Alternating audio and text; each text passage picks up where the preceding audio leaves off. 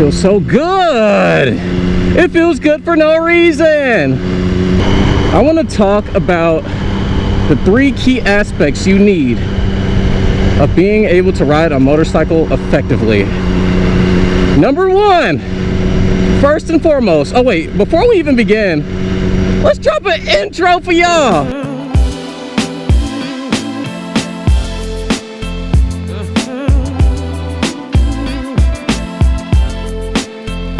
Rule number 1 to being able to ride a motorcycle effectively. First and foremost, you have to be predictable. You have to make it easier for other drivers to expect you. You know, you got to use those blinkers every chance you get. Do not panic brake. Do not speed up to 1,000 miles an hour. Just be predictable. Like, work on, instead of riding the fastest, ride the safest. And I guarantee that you will be riding for a very long time, and it'll be awesome, because no one likes dying and shit like that. Be predictable, especially when you're going in and out of lanes. Don't be weaving all left and right and shit, just, you know, having a blast. You know, you can have fun on your motorcycle, but just don't get too crazy. Oh, you'll be fine. Hey, wait, before we stop. Another thing about predictability and about being predictable. If you don't have like a strobe light brake, flash your breakers before you stop. Like, maybe flash it 2 times before actually holding that brake to stop. That'll help with your predictability as well. Number 2, obviously, actually this should be on my number 1 list. Be aware. You have to have that awareness if you want to ride a motorcycle. You've got to look around, use your mirrors, pay attention to what's in front of you at all times, obviously, behind you, side, because you'll never know when you might have to make a move and react to get out of the way or something like that. So be aware. You have to be aware 100%. You have to be focused. Actually, I know you guys, some of you guys are going to say this, but, you know, TJ, why are you talking? That's not being aware. That's not being focused. You know what? I have something to say about that. Talking can actually make you more aware, because you can use it in a sense that allows you to realize things you wouldn't realize. Like Jeep stopping in front of me, coming towards a traffic light. There's a gold Camry LE behind me. You know, keep in mind of the distance. There's a Infinity making a right, so be careful. Maybe loosen up on the speed. We're going through a corner now. Be sure to expect people turning in the left lane on this street. Things like that. There's a Civic SI in the left lane towards me, behind me.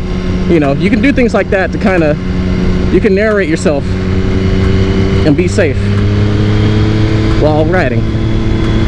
But me, I'm just, again, I've been, not to toot my own horn, I've been riding for quite a while now.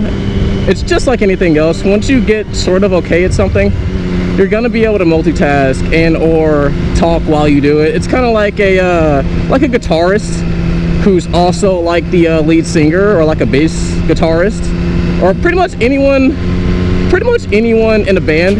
If you're doing 2 or more things, you know, that's because you've done something so many times. It's kind of by nature that you're able to do things at one time. So yeah. Ooh, pink Jeep. Number 3, and this is really important, you have to be forgiving. You have to, 100%, because cars will cut you off. Cars will piss you off. Traffic will piss you off. Granted, I live in Georgia, so it's kind of the norm.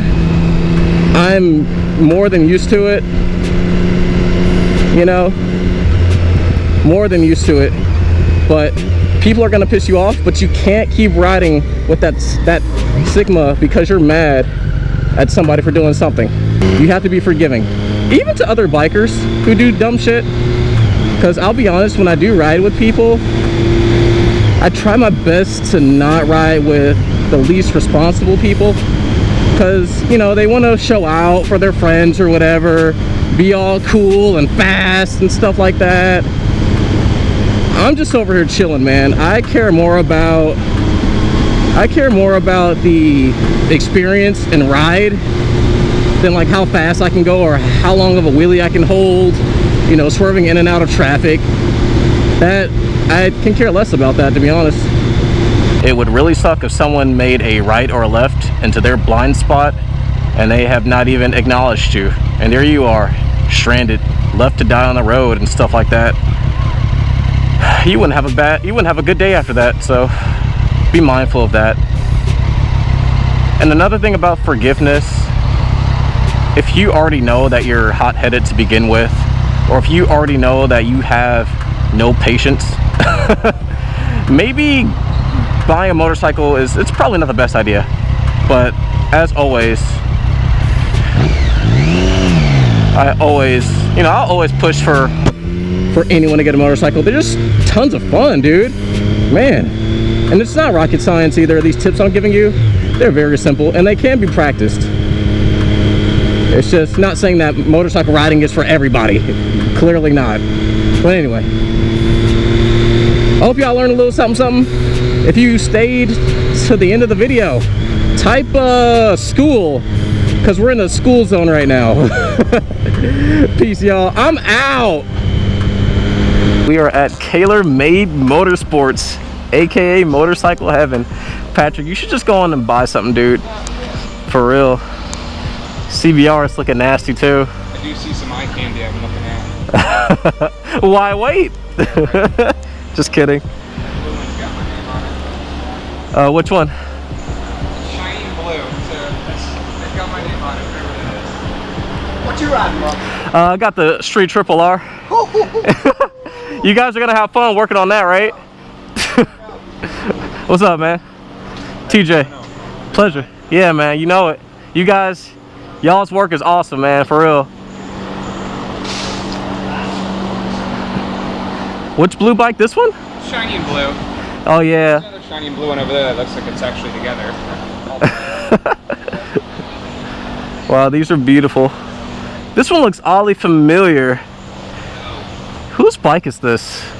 It's either Chris's, Shaw's, or Schmiel's or something.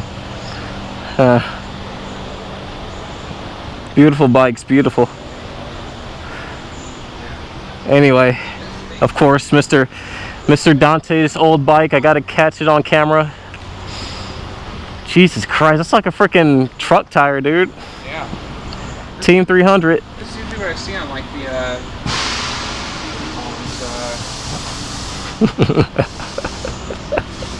nice. This is what you normally see on semi trucks. Yeah.